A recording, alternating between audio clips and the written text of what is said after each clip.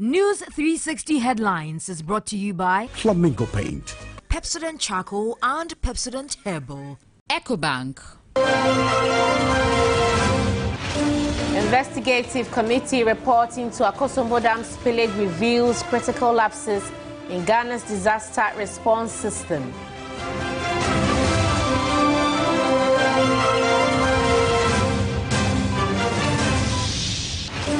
Also this evening, 2 Ghanaian women rescued from Nigerian romance scam kidnapping, safely returned home and receiving care.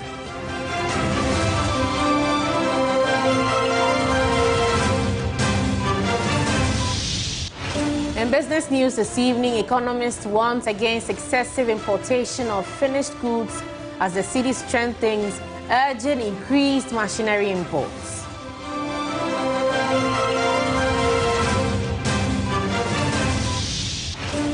And on the international front, Ugandan opposition leader and pop singer Bobby Wine says he will run for president for a second time on 12th January 2026.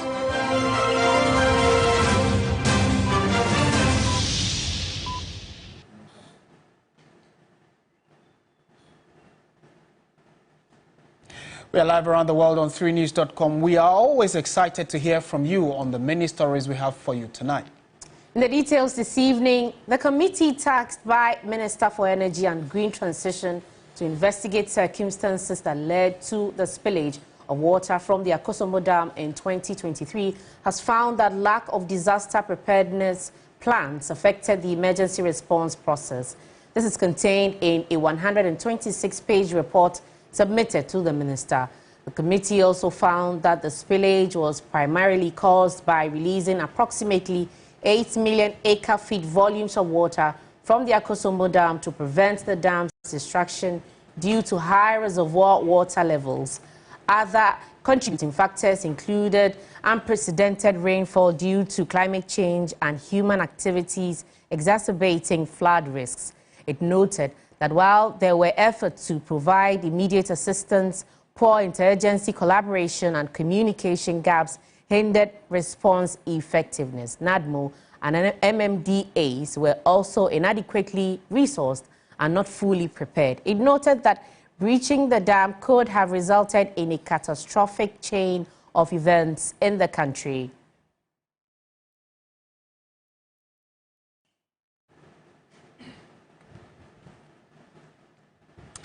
Now let's take you through some of the recommendations that the committee captured in their report on the Akosombo Dam spillage that caused quite a havoc. And clearly it tells, as part of the recommendations, the committee says that there should be the creation of a fund that should... National Resettlement and Disaster Fund. The committee recommends establishing a permanent fund to support displaced persons and reconstruction efforts. It also raises the concern about early warning systems and says there should be an upgrade of technical forecasting tools and ensure clear public communication. Part of the recommendation also says there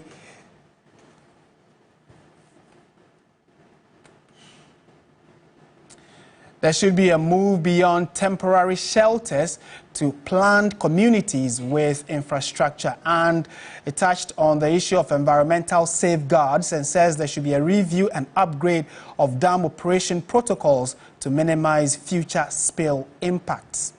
And finally, the recommendation captures a mandatory disaster drill, which should be regular community-based drills to ensure preparedness, and then also amend the NADMO Act to enhance disaster response powers, and raises the concern that they should also enact laws to compel key agencies like the Volta River Authority to be proactive in their actions.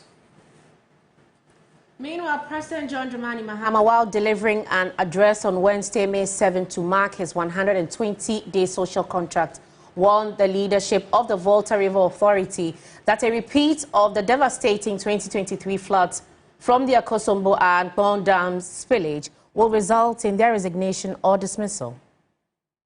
Ladies and gentlemen, we promise to initiate a probe into the VRA Akosombo Bole Dam spillage to address the man-made disaster caused by the VRA spillage and prevent future occurrences. We promise to initiate a probe and take steps to compensate the victims. So this administration set up a committee chaired by Engineer Kofi, a former VRA chief executive. The committee has recommended strategies to prevent future occurrences, including establishing what is called a controlled spill flood plan and implementing downstream engineering solutions for flood management. I've directed that the recommendations be implemented immediately. I further indicated that if they are not properly implemented and another destructive VRA flooding occurs like in 2023, the VRA CEO and deputies must resign or be sacked.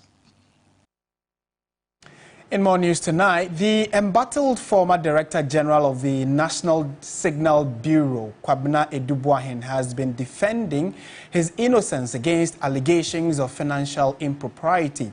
In a letter written from his custody at the Iyoko cells, he detailed some expenditures he alleged were funds that were utilized.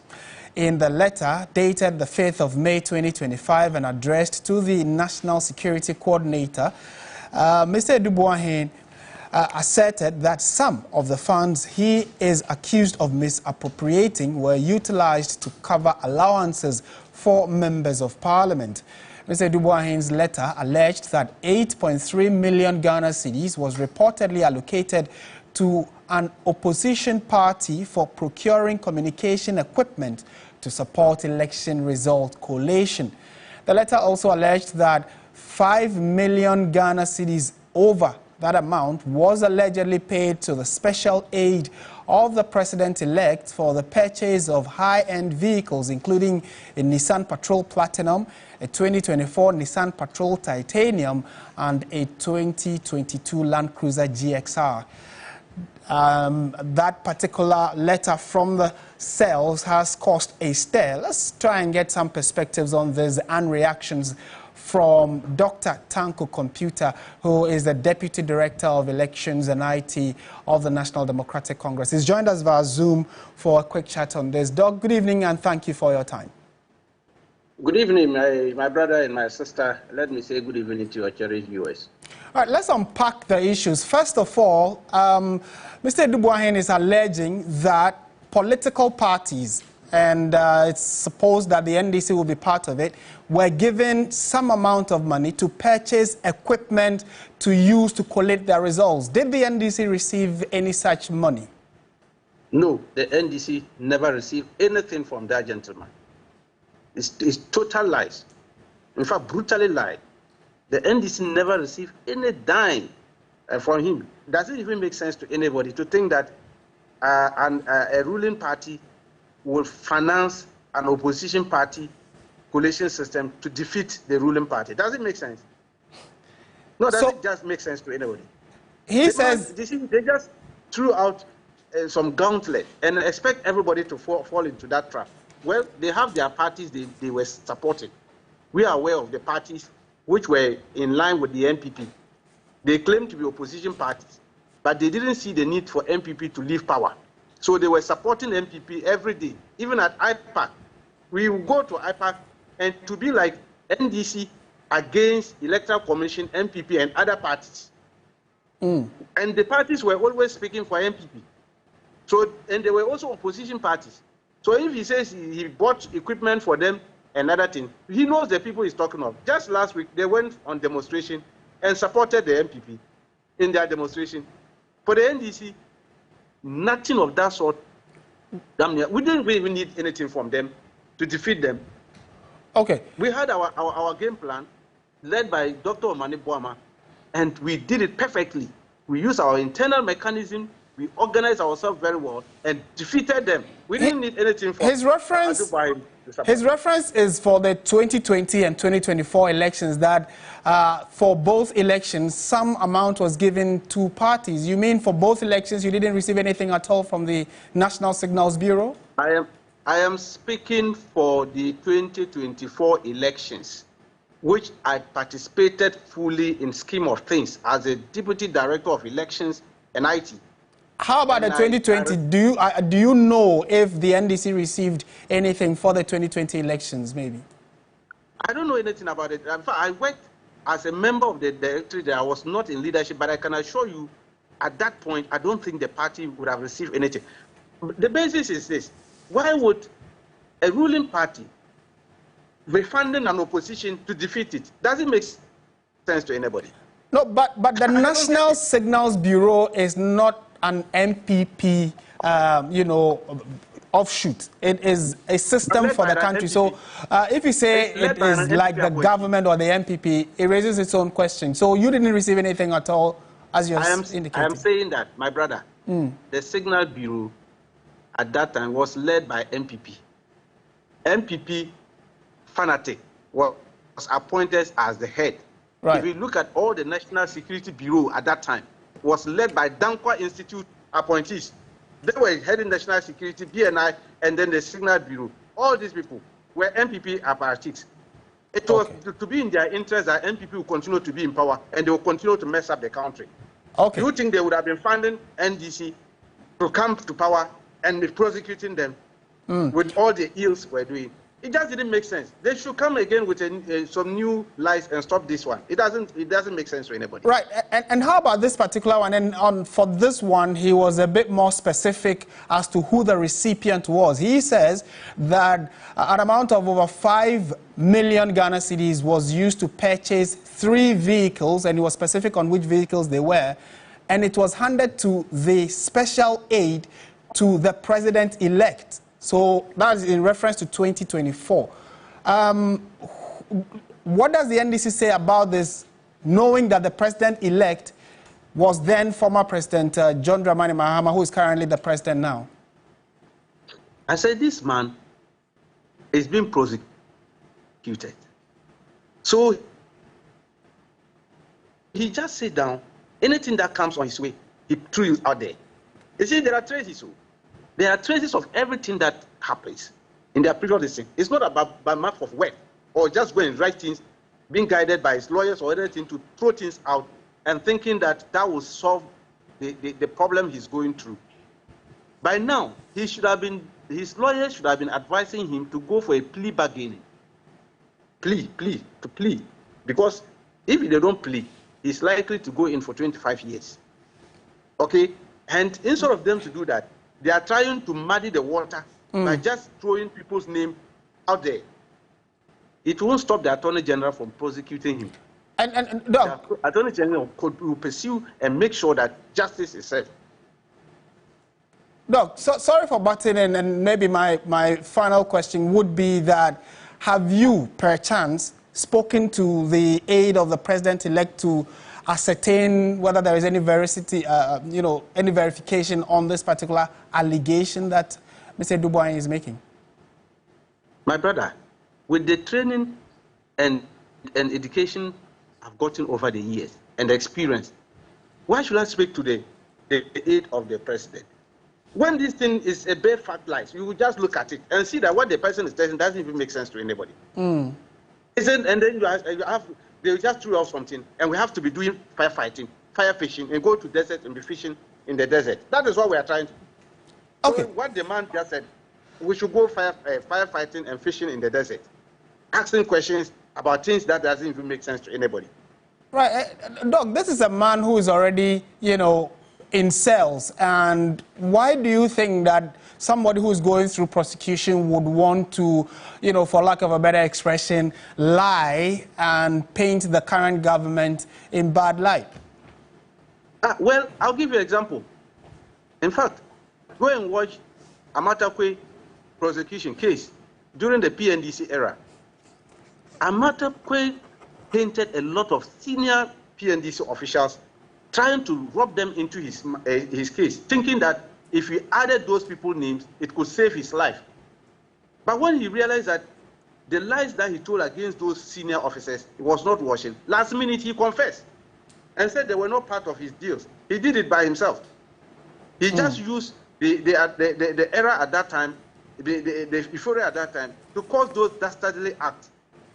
And that saved the senior officers. And he had to go down. So this is what is playing out today. The man is behind, and instead of him to go in and look for plea bargaining, he's painting everybody black. He's just naming people and mentioning all manner of figures and saying all manner of things that didn't mention. The first in NDC, that he bought this in for opposition parties. Why is it that he can't mention that I bought gadgets for NDC? But people are now calling that NDC should answer it. They know there are people that they bought it for.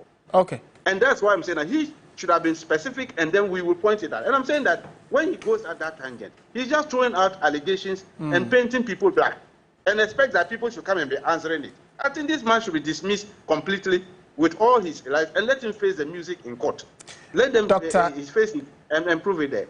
Dr. Tanko Computer, pleasure talking to you. Thank you for bringing your thoughts and perspective to this particular development. There's tension in Bole in the Savannah region over the nomination of Abdullahi Mahmoud as Municipal Chief Executive for Bole. This has led to the security being deployed on the streets and homes of President John Dramani Mahama and the MP for the area and the Deputy Minister for Lands and Natural Resources, Suleimana Yusuf.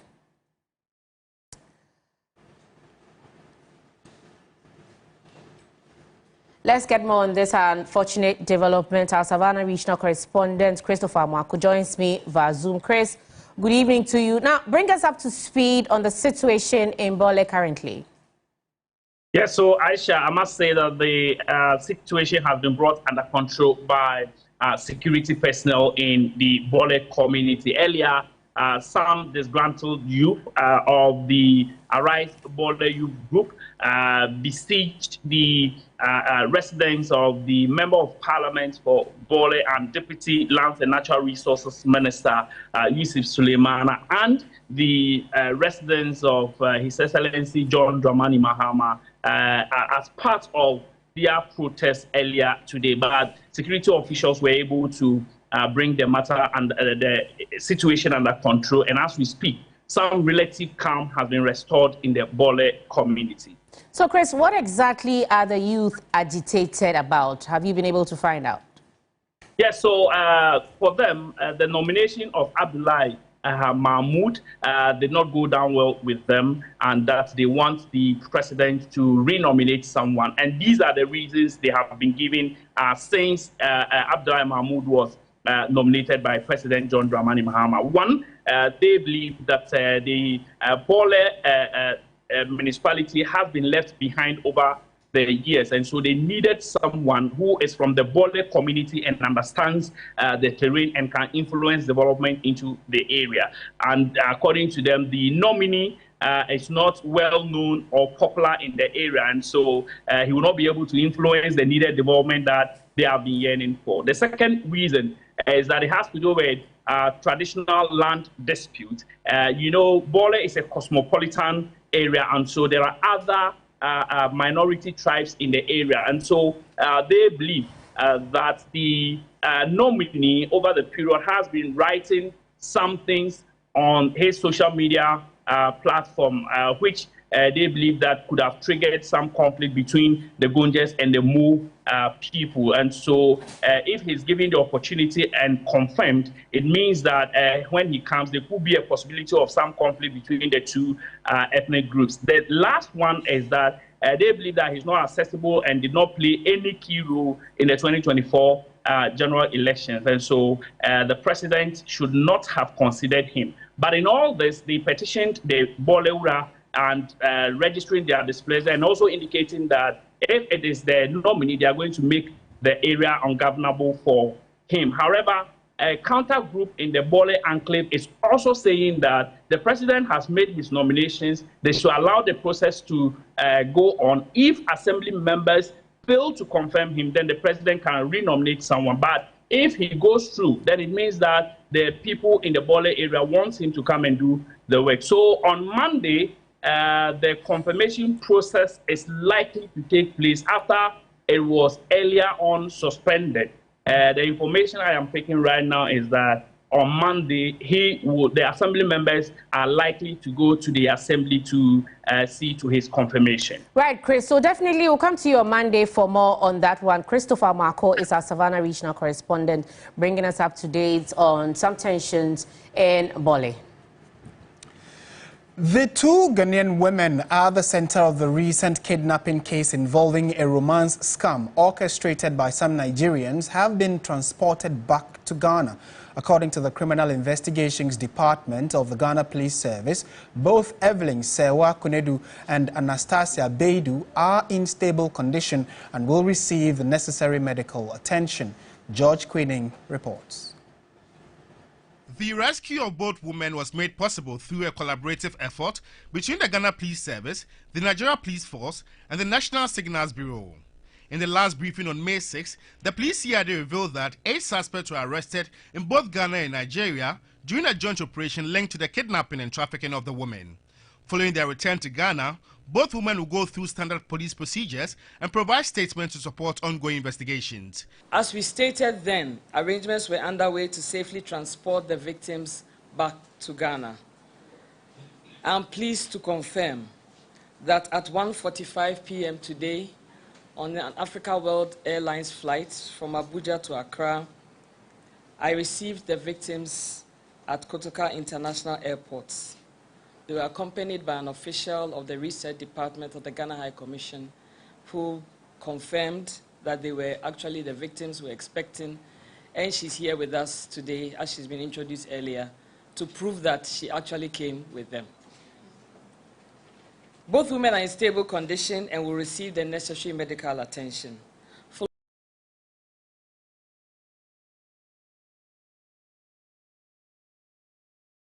Following that, they will go through standard police procedures to provide their accounts to assist with ongoing investigations. The police CID also cautioned the general public to remain vigilant amid the rise in romance scams and other forms of online fraud. The Ghana Police Service remains steadfast in its core mandate of crime prevention, detection, apprehension and prosecution of offenders. We are committed to ensuring that Ghana remains a safe and secure place for all. On behalf of the Inspector General of Police, Mr. Christian Tete Yohonu, and the entire police administration, I extend sincere appreciation to all officers who contributed to this successful operation. We would like to take this opportunity to alert the general public to a concerning rise in romance scams and other forms of online fraud. We urge everyone to exercise heightened caution when interacting with unknown persons online. Please refrain from sharing personal or financial information and report any suspicious behavior to the police immediately. The Ghana Police Service reaffirmed its commitment to ensuring that Ghana remains a safe and secure place for all.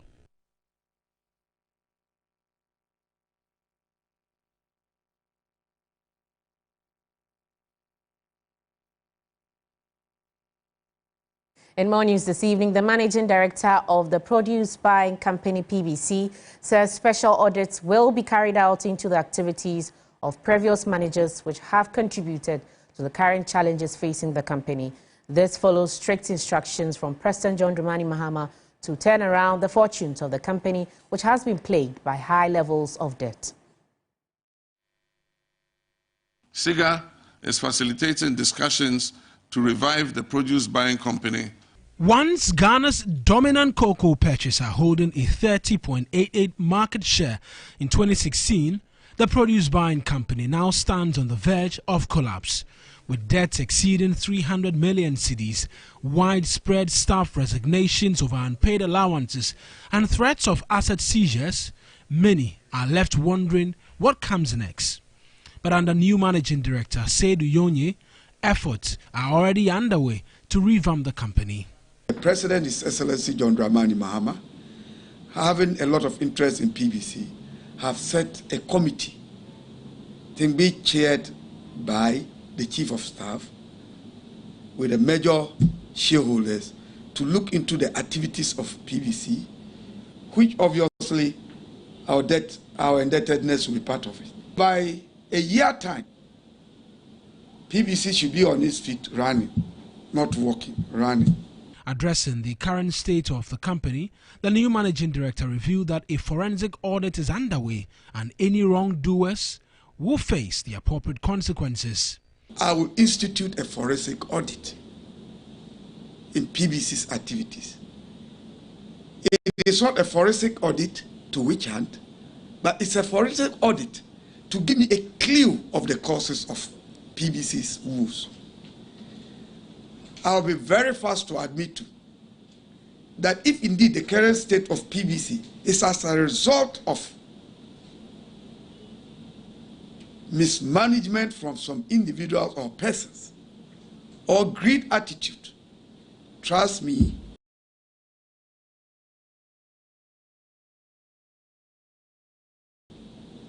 I will hold the bull by the horn.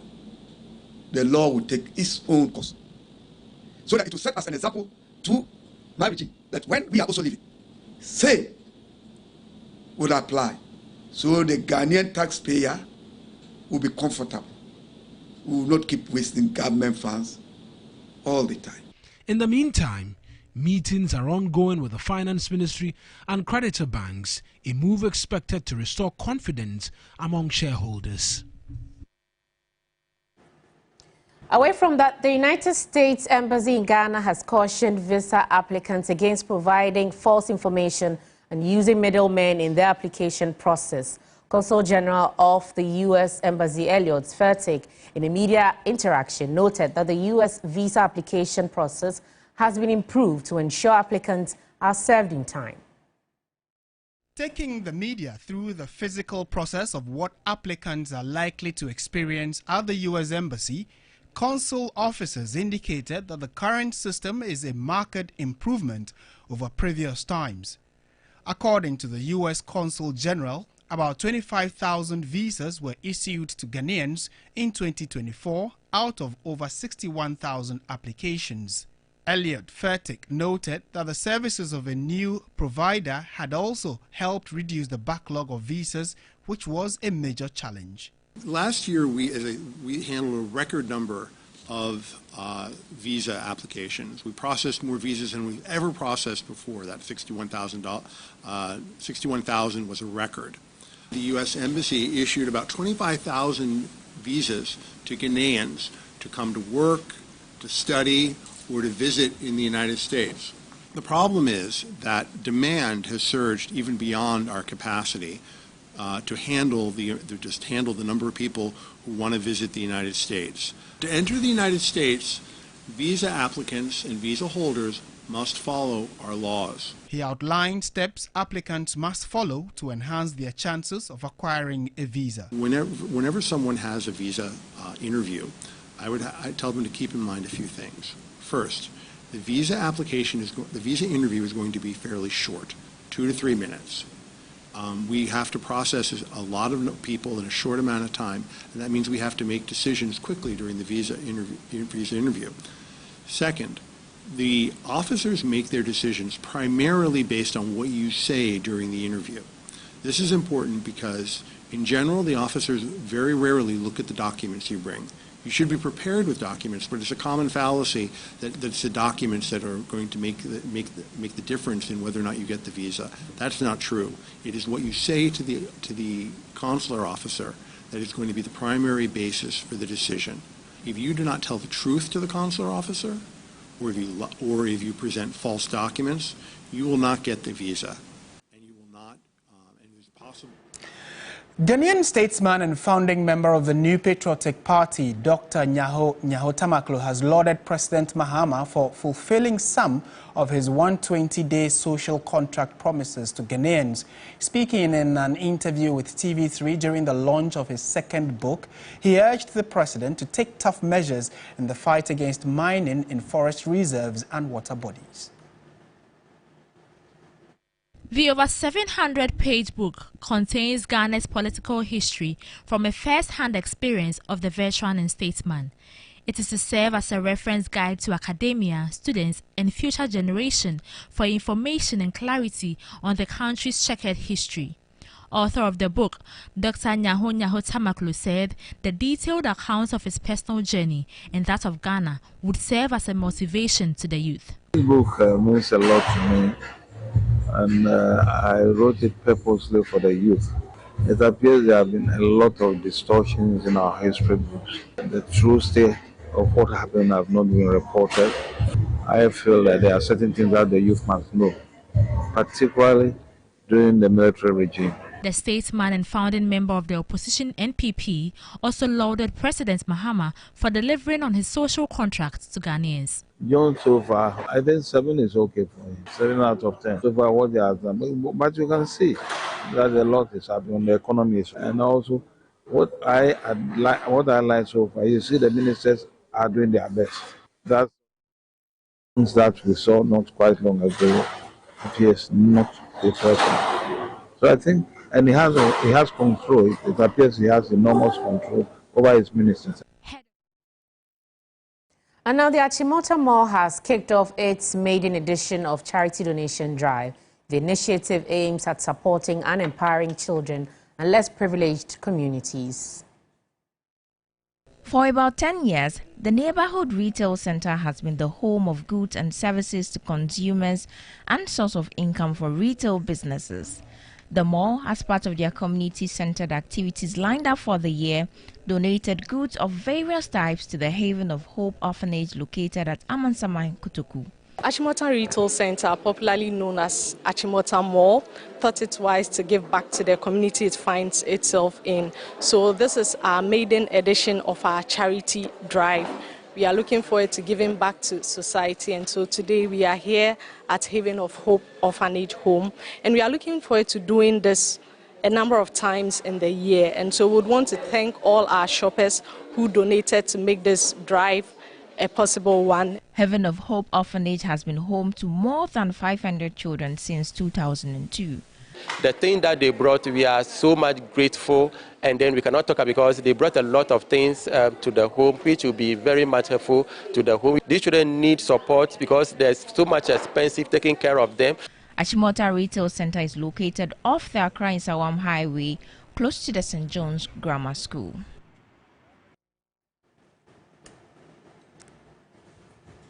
This is News 360. We'll be back with some business news. Please stay with us.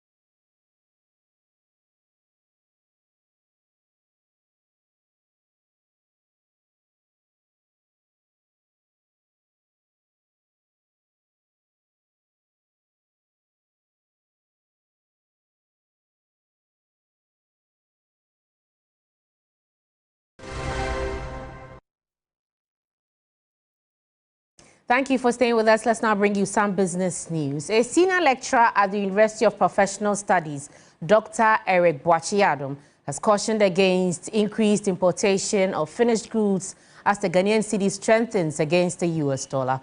Instead, he suggests leveraging the cedi's strength to import machinery that can boost local production and create employment opportunities for Ghanaian youth. The cedi has been ranked the world's best performing currency in April 2025, appreciating nearly 16% against the US dollar and gaining against other major currencies like the British pound and euro.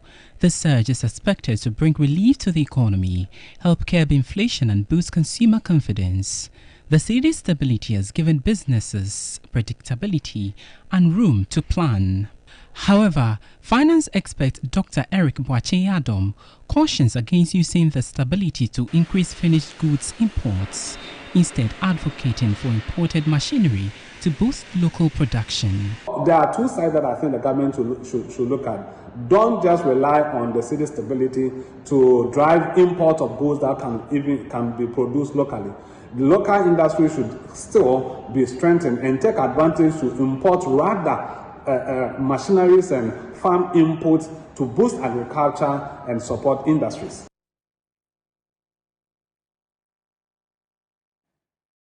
Also, Africa's debt sustainability is under severe threat, with Ghana recording a staggering $6 billion debt increase in 2024 alone, the highest in West Africa. This is according to Bridgewater Advisors, which warns in its Africa Economic Outlook that the continent's public debt has surged by 170% since 2010, raising fresh concerns about the future of economic stability across the region. Ghana is emerging as one of the continent's major debt hotspots, having added $6 billion to its debt stock in 2024, the highest nominal increase in West Africa. That's part of a broader trend outlined in the latest Africa Economic Outlook by Bridgewater Advisors, which reveals Africa's public debt has skyrocketed by 170% since 2010, far outpacing the global average of 54%. Bridgewater blames the ballooning debt on the effects of global crisis, the COVID-19 pandemic, geopolitical tensions, and recent currency depreciations that have worsened repayment burdens. The firm also highlights the inadequacy of the global financial system in supporting Africa with affordable liquidity. To help curb future crises, African leaders have launched a $20 billion African Financial Stability Mechanism hosted by the African Development Bank.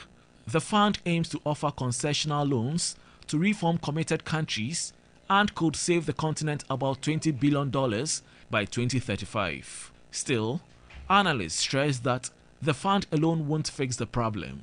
Ghana and others must double down on sound macroeconomic policies, stronger fiscal discipline, and domestic revenue mobilization to achieve long-term debt sustainability.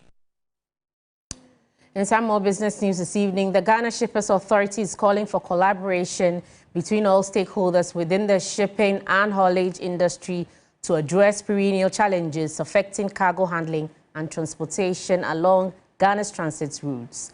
Deputy Chief Executive in charge of operations, Prince Hariankra, speaking at a sensitization workshop for truck drivers in Tema, said the nation can significantly improve its gains if these challenges are addressed. Transit trade is estimated to contribute over $34 million annually to Ghana's economy from services associated with the handling and movement of transit cargo, payments of haulage truck operators, freight forwarders, electronic tracking operators, and fuel stations.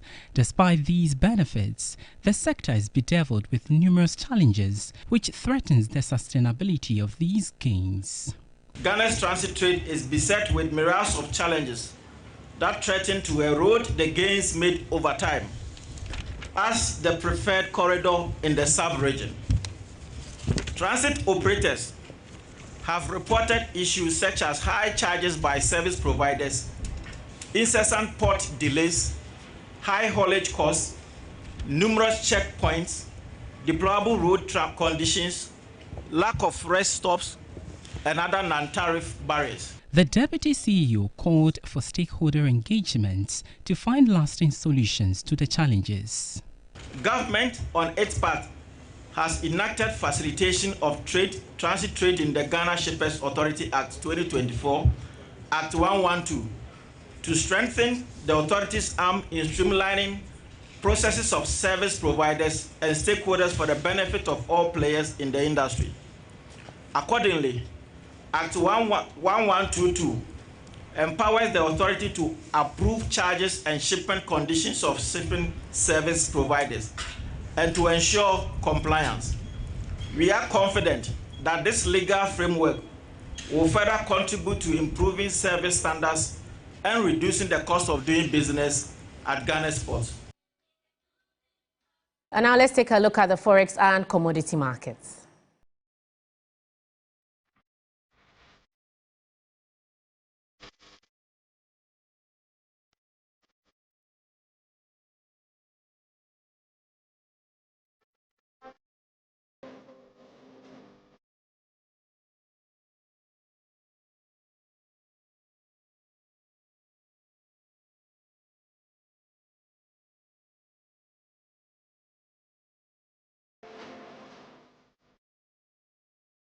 That's all for business. Sports news is up next. Please stay with us.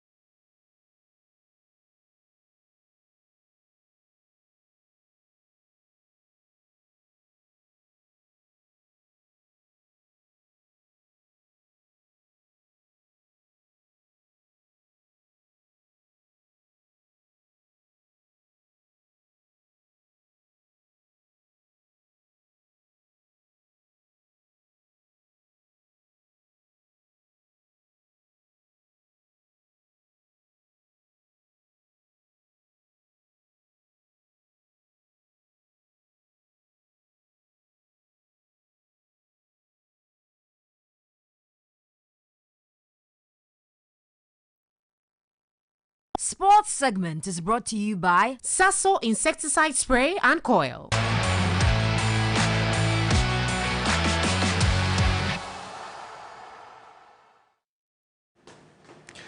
Welcome back to News 360. Time now for sports, and Bill Ishan is with us. You thought I was going to say Uri Campo. All right. Okay, time now for so what's happening in Europe? We're told that something major is happening in Leverkusen and Real Madrid. Maybe? Yeah. Leverkusen manager Xabi Alonso is set to leave at the end of the season.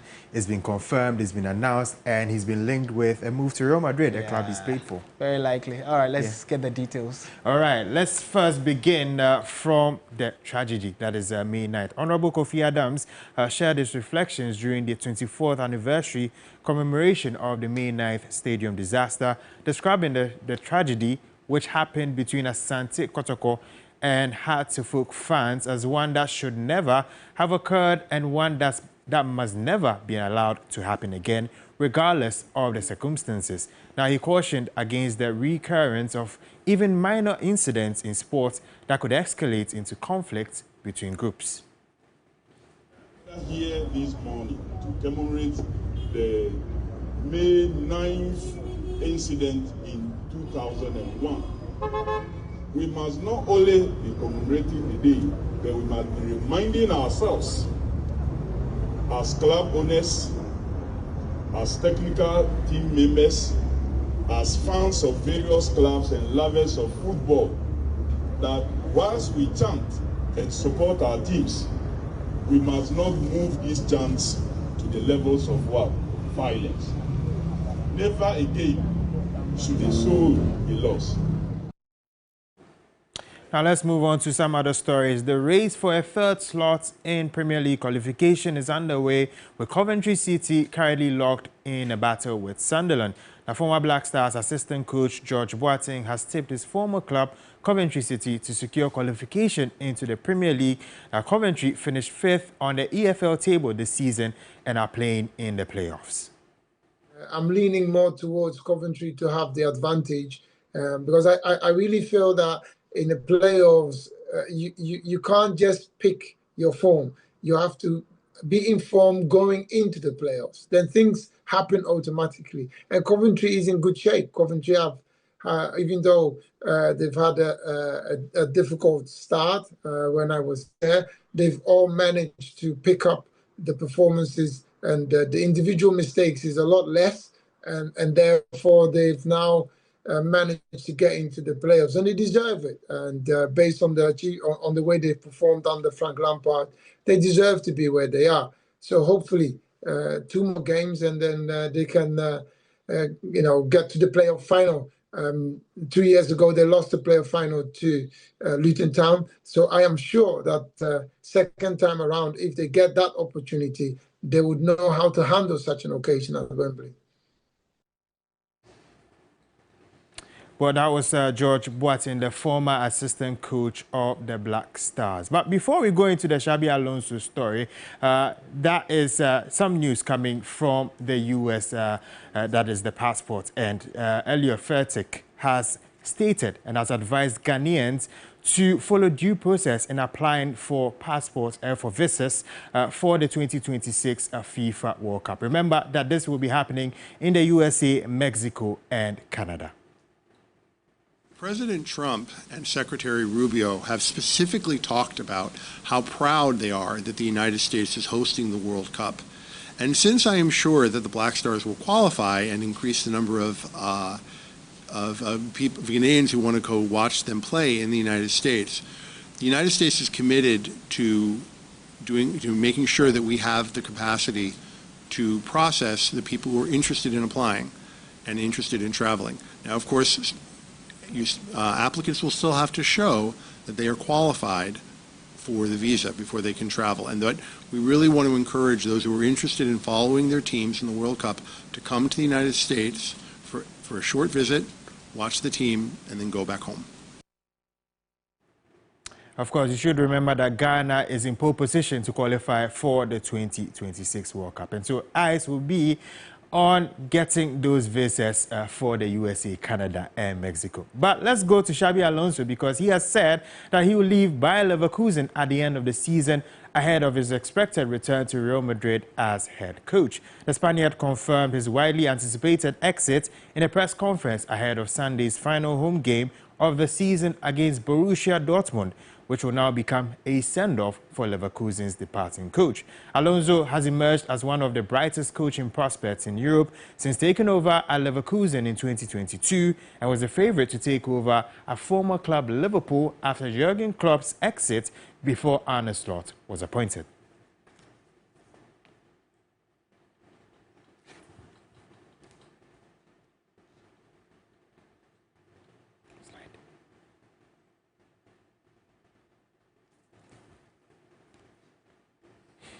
Now let's take a closer look at how Xabi Alonso fared since joining the German club. He managed for 138 matches, 89 victories, 31 draws, 18 losses, 3 titles and 64.49% win rate.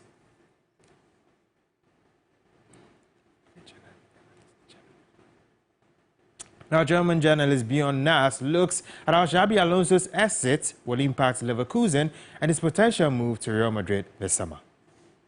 It's a big blow because Xabi Alonso brought a lot of new mentality to the club.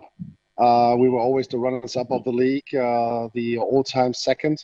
And with him, there's a winner mentality was brought to the club. And you saw totally change in the mindset, not only on players, also on the staff and everybody around. So I think he's smart. And if he thinks he can do Real Madrid and feels it here and not with his heart, then I think maybe he will be right. Remember that Ghana will be competing in the 4x100 meter relay that is later tomorrow at 8:15 p.m. Bringing an end to sports here on News 360. My name is Bole and Entertainment is up next with Adjoanuela.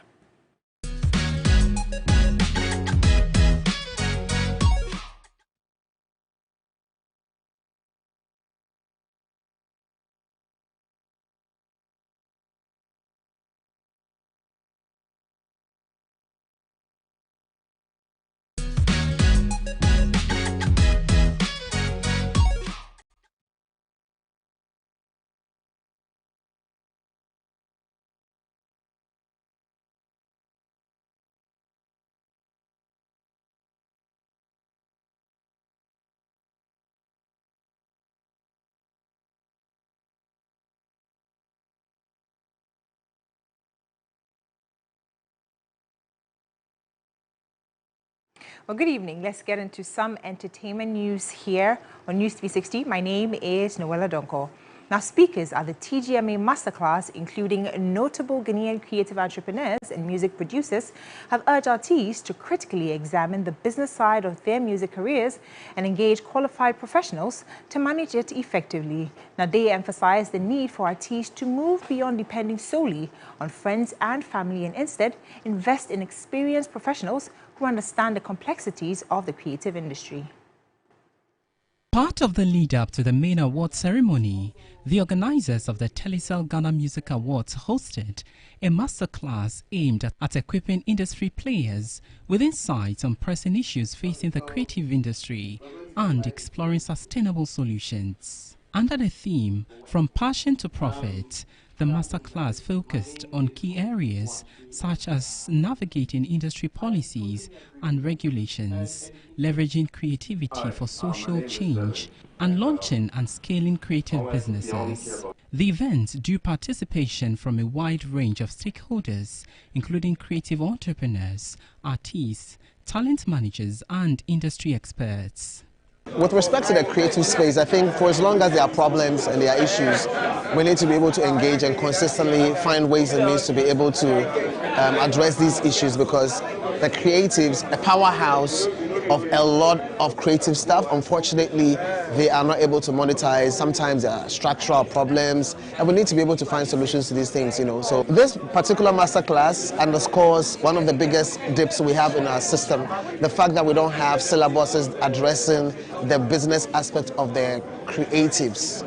or the creative economy, and that's the reason why this particular course is out here. Several speakers emphasized the importance of creatives to engage professional services across various aspects of their careers in order to maximize profits and foster long-term success.